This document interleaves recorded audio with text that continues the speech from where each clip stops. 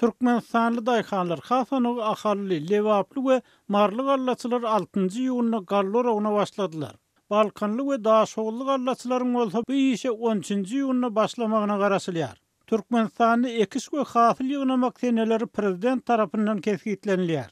Kärin alan yerlerine döwletiň kesgitlen ekinini ekýän daýhanlar owa-hojuluk önümleriniň döwlet tarapyndan bellenlen satyn alyş narhlarynyň tas üýtgesiz galmagyndan şikaýet edýärler.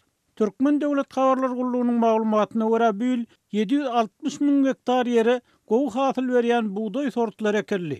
Döwlet eýetçiliginiň häkimet öňki ýyllarda bolşýaly bu ýylym gallar oguna hemme taraplaryň taýýarlyk görülendigini, daýhanlaryň owa-hojulugyna geçirilýän giňerimli özgertmeler, owa-hojuluk ekinlerinden ýokary hasyl almak üçin döredilýän şertler üçin prezidente sagol aýdýanlyklaryny habar berýär.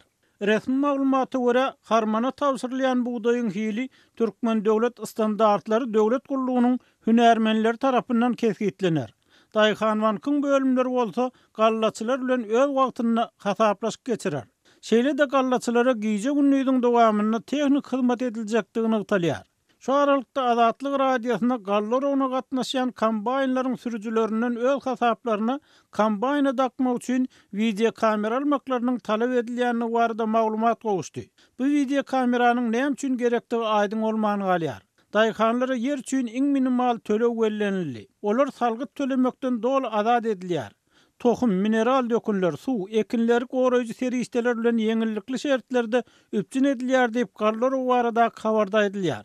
Emma yerli finçiler şol sany adatlygyň çeşmeleri bu ýylyň gurok gelenligini, üstesine buğday ekilen meýdanlaryň ýaplardan hem ýeterlik suwarylmagyny, netijede ahal hem de Balkan vilayetleriniň galla meýdanlaryny göweren buğdaýyň boyuny alyp bilmän göýdük galanlygyny habar berýärler. Şunun bilen baglykda ýazdy Amanmurat Bugaýewiň maglumatyna görä Balkanly we ahally daýhanlaryň bir topary bu ýyl galla hasylyny ýygnap girdej almakdan geçen bergili çykmaktan alada galýarlar. Geçen ýyllaryň tejribesinden çen tutuldy Türkmen daýhanlary mundan öňem ýylyň gurok gelmegi, su, dökün ýetmezligi, tehnikanyň wagtyna berilmezligi sebäpli planly bolman döwlet öňüne bergili bolup çykýardylar. Şeýle bolany olar azatlyk bilen söhbetdeşlikde aýtmaklaryna görä bergilerini bermänlikler üçin jenaýat jogapkärçiligine çekilmek, emlaklar konfiskasiýa edilmek howpy bilen ýüzbeýiz bolýarlar.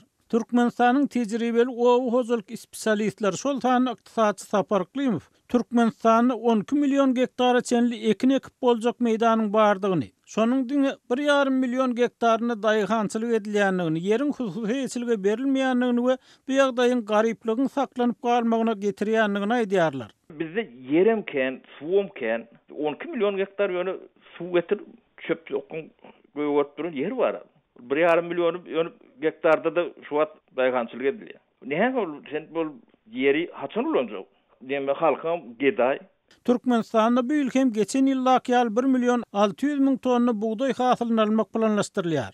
Bellemeli ýeri 2017-nji ýylda buğday plany dolmany galdy we munyň üçin resmiýleriň bir näçesine käýinç berilse, beýleki ýerleri wezipesinden boşadyrly. Türkmenistan 1990-njy ýyllaryň başyndan bäri azyk garaşsyzlygyny gazanmak siýasatyny ýöredýär. Emma ilat daşary ýurtlardan import edilen azyk önümlerine, una we hatda gök bakça we miýe önümlerine hem garaşly bolmagyna galýar.